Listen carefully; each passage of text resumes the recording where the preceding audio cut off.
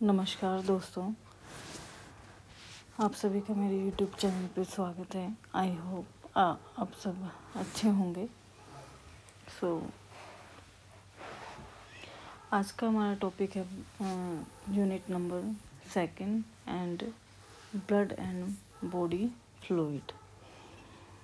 ये चैप्टर सबसे वैसे तो सबके लिए ये इम्पोर्टेंट है, पर जो लैब वाले बच्चे हैं, ब्लड बैंक वाले बच्चे हैं, नर्सिंग, फिजियोथेरेपिस्ट, देखो एक्सेट्रा, जो फिजियोथेरेपिस्ट और अलग हैं, अदर हैं, उनमें यहाँ से क्वेश्चन 3-4 बन सकते हैं। टोटल क्वेश्चन बता रही हूँ मैं आपको। बट जो लैब वाले बच्चे हैं, ब्लड बैंक वाले बच्चे हैं, नर्सिंग वाले बच्चे हैं, उनके यहाँ पे ये मान लो कि देखो लैब में ब्लड का ही काम होता है, तो ये लैब वाले बच्चे और ब्लड बैंक वाले बच्चों के लिए इम्पोर्टेंट यूनिट है। तो अब चलते हैं हम बॉडी फ्लूइड पे। तो एक मैं आपको साथ क्वेश्चन बता रही हूँ और जल्दी हम अपने चैप्टर को कंप्लीट करेंगे। तो देख लेते हैं बॉडी फ्लूइड मीन्स जो हमारी बॉडी है उसमें fluid. Body is form by solid and fluid part is more than 2/3 of the whole body. जो फ्लूइड का जो पार्ट होता है हमारी बॉडी में वो ज़्यादा होता है। Water forms most of fluid part of the body. In human beings the total body water very from 45% to 75% body weight. Question number 1, एक तो क्वेश्चन पहला ये बन सकता है कि जो हमारा टोटल बॉडी वाटर है वो वेरी करता है 45 से 75% ऑफ द बॉडी वेट।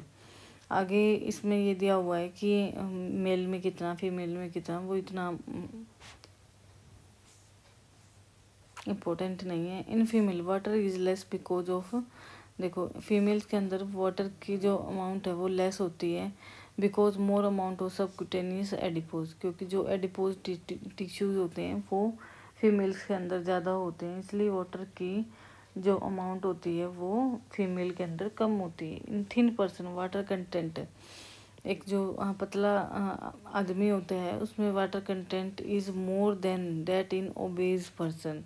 तो जो पतले आदमी के अंदर पानी ज़्यादा होता है rather than obese. In old age, water content decrease due to increase in adipose tissue. Total quantity of body water in every human being weighing about 70 kg is about 40 litre. अब दूसरा क्वेश्चन ये बन सकता है कि अगर body 70 kg है तो वहाँ पे वाटर कितना होगा, तो वहाँ वाटर होगा 40 litre. Significance of body fluid in homeostasis, body cell survive in the fluid medium called internal environment. हमने इससे पहले वाले चैप्टर में यूनिट में किया था सेल वाली। Body cells survive in the fluid medium called internal environment and internal मिलियो interior.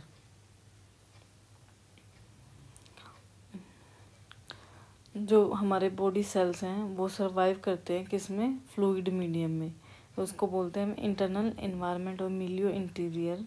Internal environment contains substance such as glucose, amino acid, lipids, vitamins, ions, oxygen etcetera which are essential for growth and functioning of the cell. Water not only forms the major constituent of internal environment but also play important role in homeostasis. Next है transport mechanism. वो body water forms the transport medium. ठीक है, ये इतना significance इतने important नहीं बनेंगे। Metabolic reaction, medium for various metabolic reaction, texture of tissue, Water inside the cells is necessary for characteristic and form and texture of various tissue. Temperature regulation. Water play a vital role in the maintenance of normal body temperature. Compartment of body fluid, distribution of body. अब देखो, एक तो ये question बन सकता है, total water body is कितना होना चाहिए. Question number 3 40 litre. ये 2 कंपार्टमेंट में डिस्ट्रीब्यूट होता है. एक है एक्स्ट्रा सेलुलर फ्लूइड और एक है इंट्रा सेलुलर फ्लूइड. जो इंट्रा सेलुलर, देखो यहाँ पे देख लेते हैं, जो हमारा इंट्रा सेलुलर फ्लूइड है वो 22 लीटर होना चाहिए और एक्स्ट्रा सेलुलर फ्लूइड ये हमारा 18 होना चाहिए. देखो ऐसे याद करो, टोटल वाटर 40 लीटर, ठीक है, 22 litre ICF plus 18 litre ECF. इसको जमा करेंगे तो कितना हो जाएगा, 8 2 10, 1 2 3 और 4, ये आ गया आपका 40 लीटर. यही इम्पोर्टेंट है, ये आ सकता है. अब है volume of interstitial fluid is about 12 litre. Volume of interstitial fluid. Question number 4 कि हमारी बॉडी के अंदर जो इंटरस्टिशियल फ्लूइड है उसका वॉल्यूम कितना होना चाहिए, वो होना चाहिए 12. Interstitial fluid 12 litre. Volume of the sub unit extra, इसकी जरूरत नहीं. Composition of body fluid. Body fluid contain water and solid. Solid are organic and inorganic substance. Organic substance कौन से हैं, ग्लूकोज है हमारा, अमीनो एसिड्स हैं, अदर प्रोटीन्स हैं, फैटी एसिड्स हैं, other lipids, hormones and enzymes. Inorganic substance present in body fluid are sodium, potassium, calcium, magnesium chloride, bicarbonate, phosphate and sulphate. अब pH of extra cellular fluid is 7.4. ये सबको पता है हमारी body का pH कितना है, 7.4. Question number 5 intracellular pH of intracellular fluid 7.0. Difference between extra cellular fluid. ये नेक्स्ट आएगा, मैं आपको बता दूंगी. Measurement of body fluid volume. देखो, measured by indicator. Body fluid volume को मेजर कैसे करते हैं, ये इम्पोर्टेंट है लैब वाले बच्चों के लिए. लैब स्टूडेंट, टेक्नीशियन, उनमें ये क्वेश्चंस आ जाते हैं. तो measured by indicator, dilution method और डाइल्यूशन मेथड, ठीक है. एक तो है इंडिकेटर डाइल्यूशन मेथड और dilution method. Indicator dilution method में क्या होगा, देखो, एक known quantity of substance such as a dye is administered into a specific body fluid compartment. These substances are called marker substances. क्या है, marker substances और indicators. After administration into the fluid compartment, the substance is allowed to mix slowly with the fluid. Then a sample of fluid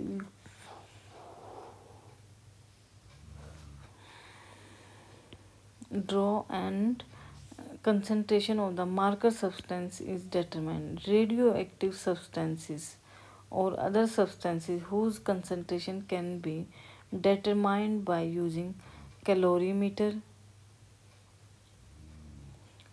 ठीक है. तो जो substances है इसको major, radio active substances और other substances whose concentration can be determined by using calorimeter are generally used as marker substances. तो ये lab वाले बच्चे इसको अच्छे से कर लेंगे. इसमें से कई, देखो, एक तो वो ये पूछ लेंगे कि 2 मेथड कौन कौन से हैं. हाँ, एक तो इंडिकेटर मेथड है और डाइल्यूशन मेथड है।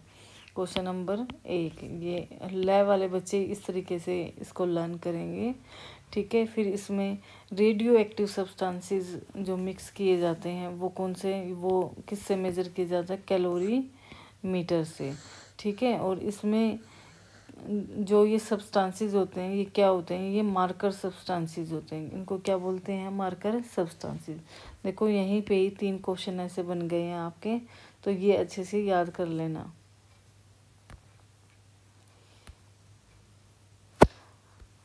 अब कर देते हैं formula to measure the volume of fluid, ठीक है। तो फॉर्मूला रहेगा, ये लैब वाले बच्चे अच्छे से याद करें, बॉडी फ्लूइड का। तो volume of fluid with compartment mass of total quantity of marker substance by concentration of the marker substance in the sample fluid volume. अब करते हैं measurement of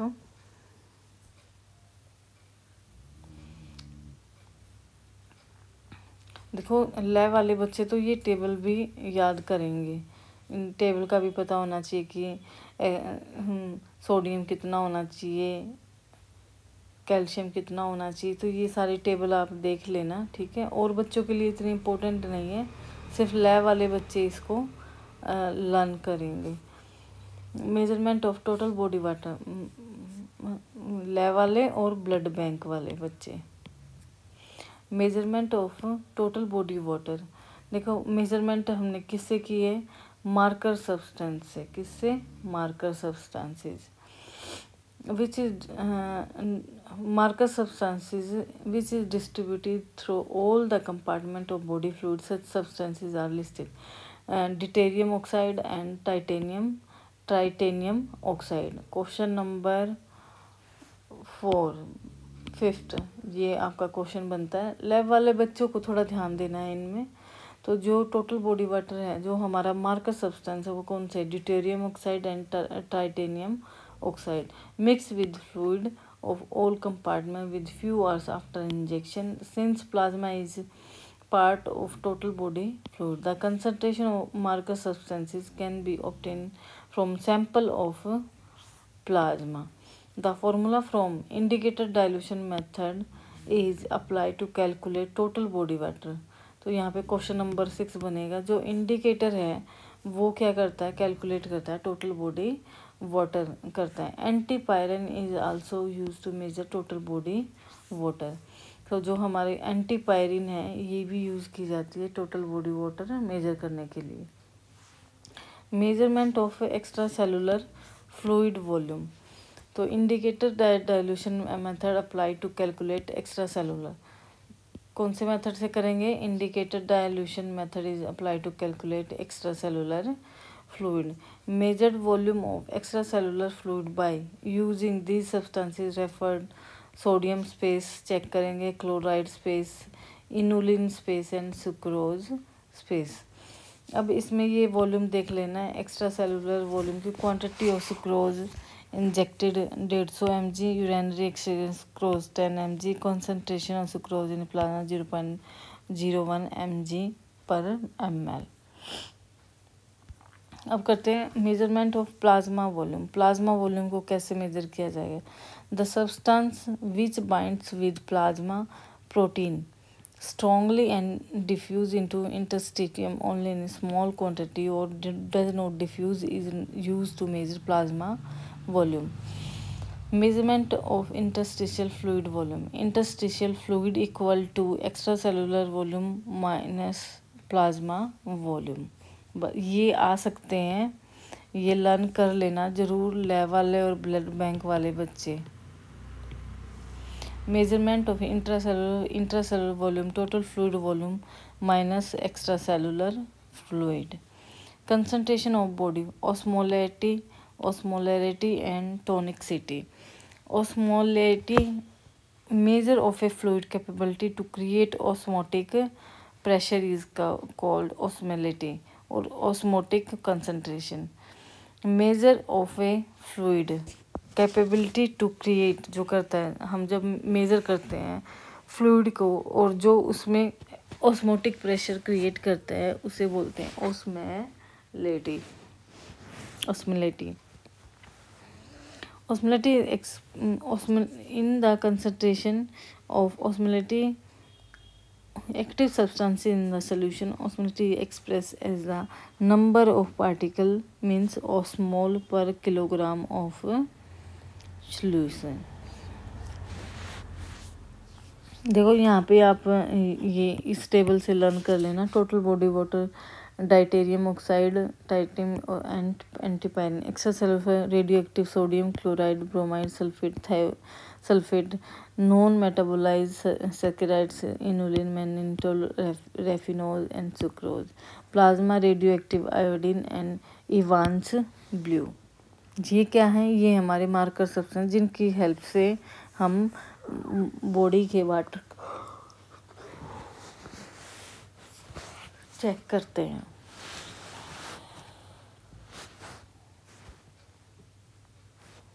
Osmolarity is another term to express the osmotic concentration, osmol per liter. Osmotic pressure solution depend upon the osmolarity. अब करते हैं tonicity. Movement of water between the fluid compartment not influenced by small molecule like urea and alcohol which cross the cell membrane very rapidly. These small molecules are called ineffective osmol. On the contrary, the large molecule like sodium and glucose which cross the cell membrane slowly can influence the movement of water. Therefore, such molecules are called effective osmol.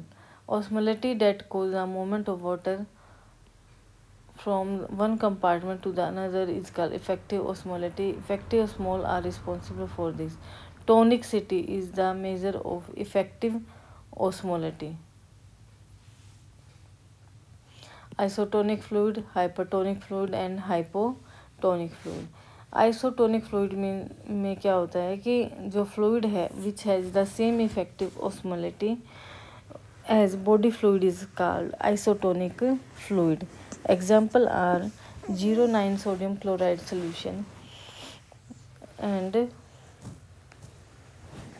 5% glucose solution.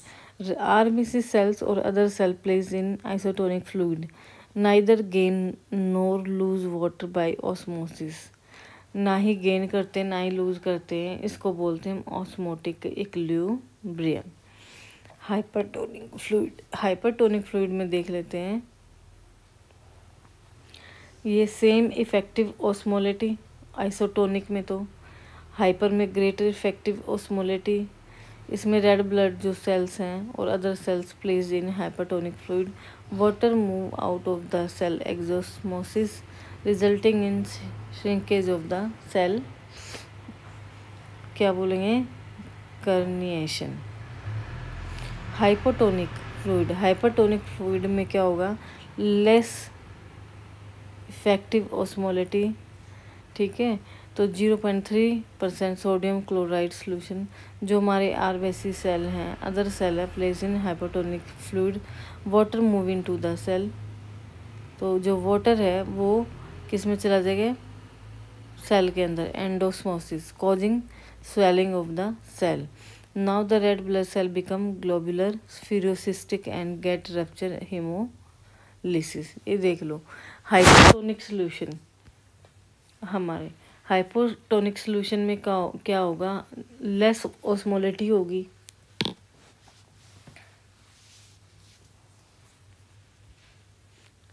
ठीक है, जब less osmolality होगी तो जो water का content है वो क्या हो जाएगा? सेल्स के अंदर चला जाएगा. ठीक है, water goes inside the cell. So जो आरबीसी सेल्स हैं वो क्या होंगे? स्वेल हो जाएंगे. RBC cell swell. Isotonic solution में क्या होगा? सेम इफेक्टिव होगा, सेम ऑस्मोलिटी होती है. Means equilibrium. इसमें वाटर जितना आएगा उतना ही एक्सक्रीट हो जाएगा। ठीक है, ये वाटर को लूज़ कर देगा, ठीक है, या एक्सक्रीट कर देगा। तो जो हमारे आरबीसी सेल हैं, देखो ये बिल्कुल नॉर्मल दिखाई दे रहे हैं। ये कौन सा सोल्यूशन है? ये हमारा आइसोटोनिक सोल्यूशन। हाइपरटोनिक में क्या होगा? हाइपरटोनिक में ग्रेटर ऑस्मोलिटी मिलेगी आपको।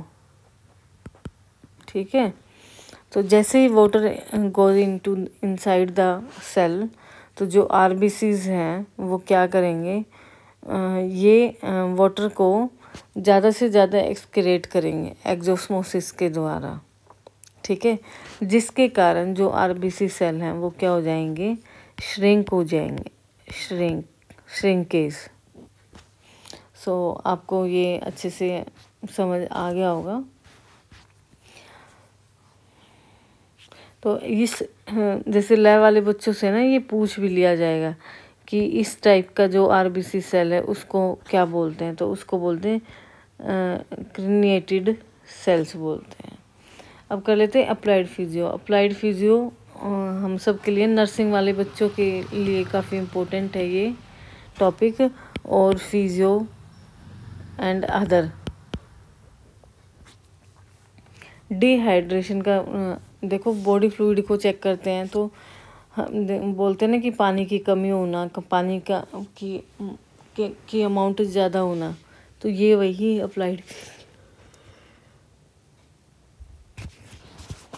Dehydration. Dehydration is defined as excessive loss of water from the body. So minimum daily requirement water intake is 1 liter. देखो क्वेश्चन नंबर 6 कि daily minimum daily requirement water की कितनी होती है हमें? वो होती है 1 लीटर की। And most active individual need 2 to 3 litre of water intake daily. अब देखो 2-3 तरीके के डिहाइड्रेशन होते हैं कि माइल्ड, मॉडरेट एंड सीवियर। जो माइल्ड डिहाइड्रेशन होता है इसमें जो फ्लूइड होता है वो 5% ही फ्लूइड का लॉस होता है, जो कि इजीली रिहाइड्रेट हो सकता है। मॉडरेट में 10%। ये आपके एग्ज़ाम में आ सकता है क्वेश्चन। लिटिल सीरियस होता है, immediate treatment should be given by rehydration. Severe dehydration में 15%। तो माइल्ड में 5%, मॉडरेट में 10% और सीवियर में 15%। ठीक है, सीवियर में फिर क्या होता है? हॉस्पिटल जाना पड़ता है। Dehydration become severe, hospitalisation and emergency treatment. Life threatening dehydration हो जाता है। तो isotonic dehydration, hypertonic dehydration and hypotonic dehydration. Isotonic में तो balance loss of water and sodium. Hypertonic dehydration में loss of more water than sodium. Hypotonic में क्या हो? Loss of more sodium than water. तो ये जो नर्सिंग वाले बच्चे हैं वो इसको टॉपिक को अच्छे से करेंगे कवर। अब कर लेते हैं साइन एंड सिम्टम्स। आप सबको साइन एंड सिम्टम्स पता ही हैं। देखो कारण क्या हो जाता है? कारण डिहाइड्रेशन का कारण या तो बहुत ज़्यादा सीवियर कंडीशन में डायरिया हो जाए, मीन्स दस्त लग जाए या उल्टी लगने लग जाए। ठीक है, या फिर excessive urinary output due to renal disorder हो जाए कोई भी, या डायबिटीज़ मेलाइटस हो, डायबिटीज इंसिपिडस हो, एड्रेनल इनसफिशिएंसी हो, इनसफिशिएंट इनटेक ऑफ वाटर, अगर पानी कम पी रहे हैं, prolong physical activity without consuming adequate amount of water in hot environment. जैसे गर्मी का टाइम होता है, जब हम पानी नहीं पीते हैं तो हमें डिहाइड्रेशन होने लगता है। एक्सेस स्वेटिंग, ज़्यादा पसीना आना, स्वेटिंग मीन्स पसीना, leading to heat frustration, use of laxative और diuretic in order to lose weight quickly. अब कर लेते हैं कॉमन इन एथलीट्स में। Mild and moderate dehydration, dryness, मुंह क्या हो जाएगा? सूख जाएगा, प्यास ज़्यादा लगेगी, पसीना ज़्यादा आएगा, यूरिन फॉर्मे डिक्रीज हो जाएगा, headache, dizziness, weakness, cramps in legs and arm. Severe में decrease blood volume, cardiac output, low blood pressure, hypervolemic cardiac shock and fainting. Very severe dehydration में damage of organ like brain, liver, kidney, mental depression, confusion, renal failure, convulsion means confusion, coma. अब करते हैं dehydration in infant. Severe diarrhoea and vomiting cause bacterial और viral infection. Develop dehydration, it become life threatening if the lost body fluid are not replaced. Question number 7 बन सकता है कि जब dehydration होता है और जो वाटर लॉस हो जाता है, क्या उसे रिप्लेस कर सकते हैं? नहीं, उसको हम रिप्लेस नहीं कर सकते। कर लेते हैं। ट्रीटमेंट क्या होगा? ट्रीटमेंट यही होगा कि माइल्ड डिहाइड्रेशन में हमें पानी ज़्यादा से ज़्यादा पीना है, ठीक है, and stopping fluid loss. Severe dehydration में ड्रिंक वाटर अलोन इनफेक्टिव, यहाँ पे ड्रिंकिंग इनफेक्टिव रहेगी, पानी पीने से कुछ काम नहीं होगा। फिर हमें क्या करना पड़ेगा? Compensate the salt loss. Effective treatment for oral rehydration therapy. तो हम ORS तो देते ही हैं, तो कई बार ORT भी आ सकता है, ORT, तो ओरल रिहाइड्रेशन थेरेपी और oral rehydration solution. ORT, oral rehydration therapy और oral rehydration solution. Solution contain anhydrous glucose, sodium chloride, potassium chloride and trisodium citrate. Lab वाले बच्चे ये भी याद करेंगे कि ORS में कौन कौन से केमिकल कंटेंट्स होते हैं सॉल्यूशन में। Anhydrous glucose, sodium chloride, potassium chloride and trisodium citrate. Severe dehydration, intravenous administration of necessary water and electrolyte. तो क्या करेंगे? Intravenous administration necessary water and hospital जाएंगे और बोल देंगे। कुछ पेशेंट होते हैं ना कि आते ही बोल देते हैं कि जी ड्रिप चढ़ा दो, पानी चढ़ा दो। वाटर इंटॉक्सिकेशन और ओवर हाइड्रेशन। वाटर इंटॉक्सिकेशन और ओवर हाइड्रेशन। देखो, डिहाइड्रेशन तो आपने हमेशा सुना है, पर ओवर हाइड्रेशन भी होता है। ओवर हाइड्रेशन कैसे होता है देख लीजिए। Water intoxication is the condition corrected by great increase in water. ज़्यादा क्या हो जाए? Water content of the body, so called over hydration, hyper hydration, water excess of water poisoning. Question number 8। Water intoxication occurs when more fluid is taken than can excreted. Drink excess water is rare when the body system are functioning normally, but there are some conditions that can produce water intoxication. Heart failure, in which heart cannot pump blood properly.